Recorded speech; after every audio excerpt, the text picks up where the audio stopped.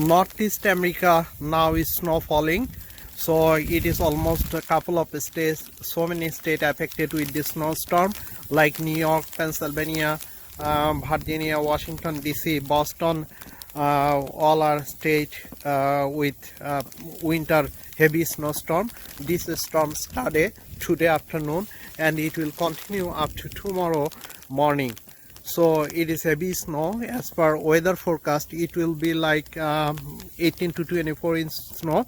Where basically no people are outside due to this snowstorm. You can see how wind is blowing and snow is falling very fast. You cannot even see the people outside without any emergency. So this video is taken from Pennsylvania state and Pigville area. So it is basically one of residential area. You see there is road is empty, all road are covered by the snow, and it is going so fast, snow falling. So you can just a little idea about snow falling, those who don't even see the snowfall.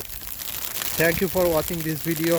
If you like this video, please like my video and comment it whatever you want to know about snowfall, and also share it to others. Thank you for watching.